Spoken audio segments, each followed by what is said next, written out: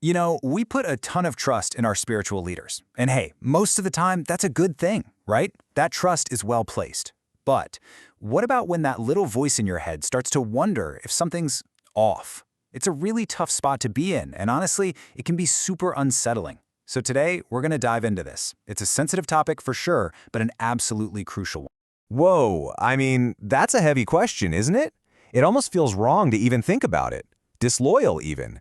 But here's the thing. The Bible actually tells us we should have the courage to ask these kinds of questions. And it's not about being suspicious for the sake of it. It's about really, truly loving the truth.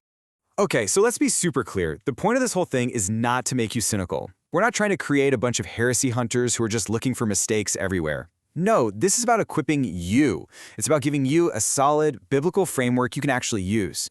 That way you can listen with a heart that's open, but also with a mind that's sharp and wise. All right, so when that trust gets tested, it's a big deal. If you've ever sat there feeling kind of confused or maybe even torn about something you've heard from a teacher, you are definitely not alone. Seriously, dealing with that stuff, navigating that doubt, it's actually a normal part of growing in your faith. In fact, it's a good sign. It means you're really taking this all seriously. You know, you might think this whole false teacher thing is a new problem, maybe something that came along with TV preachers or the internet. But it's not. Not at all. This is an ancient warning. It's a concern that goes all the way back to the very beginning of the church. Jesus, the apostles, they all gave these really serious warnings, basically saying, hey, listen carefully, because not everyone who says they're speaking for God actually is. And here it is, straight from Jesus himself in the Gospel of Matthew. Man, that imagery is so vivid, isn't it? Sheep's clothing. It tells you everything you need to know. The danger isn't going to look dangerous. It's going to look appealing, maybe even gentle and safe, just like a sheep.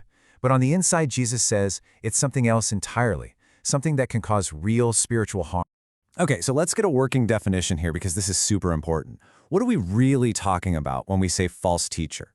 Well, it's not just someone you disagree with on, a minor point of theology or a worship style preference. That's not it. We're talking about something way more fundamental. It's when someone's teaching actually strays from the core foundational truths of Christianity, the big stuff. The non-negotiables, especially things about who God is and the only way to salvation. All right, so that's the what. Now for the how. How do we actually do this? How can we test the things we're hearing from the pulpit or on a podcast? Well, the cool thing is the Bible gives us a really practical, pretty straightforward framework. We can actually break it all down into a simple 3-step test. And here they are.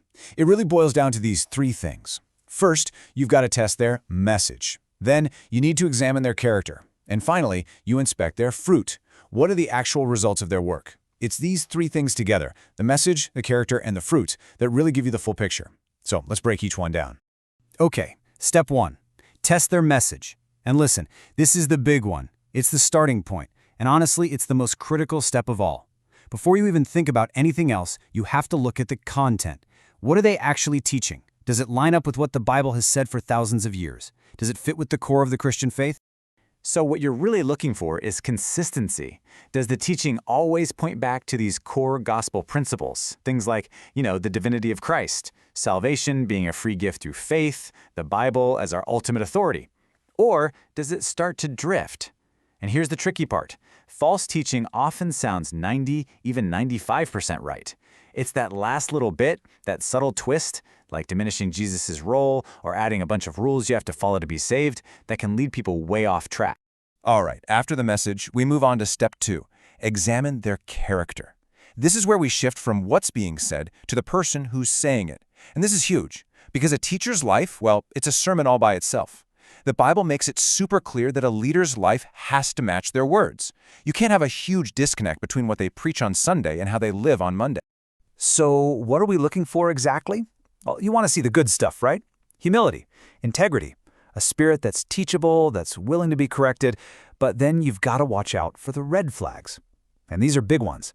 Arrogance, a constant focus on money and greed, or a teacher who just refuses to be held accountable by anyone. Those are serious signs that something's not right. And that brings us to our third and final test. Inspect their fruit. This one comes straight from Jesus, too. He said, plain and simple, you'll know them by their fruits. So what does that mean? It means we have to look at the results. What is the actual long-term impact of this person's teaching and ministry on the people who follow them? And the questions we should be asking are pretty straightforward. Like, does this ministry lead people to love Jesus more? Does it make them more loving, more gracious to the people around them? Does it build unity in the church? Does it produce good things? That's what we mean by good fruit.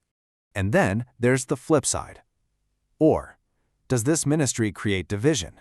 Does it build up pride? Maybe create this little in-group that thinks they're better than other Christians? And here's maybe the most important question of all. At the end of the day, are people being pointed to Jesus, or are they being pointed to the teacher? That's the real test right there. Who's getting the glory? Okay, so we've got our three-step test, we've walked through it. But now what? What do we do with all this information? How do we actually apply this stuff in our day-to-day lives? I think it's so important to come back to this point. Discernment is not about being judgmental. It's not about puffing out our chests and going on some kind of heresy hunt. That's not the heart of it at all. Really, it's about wisdom.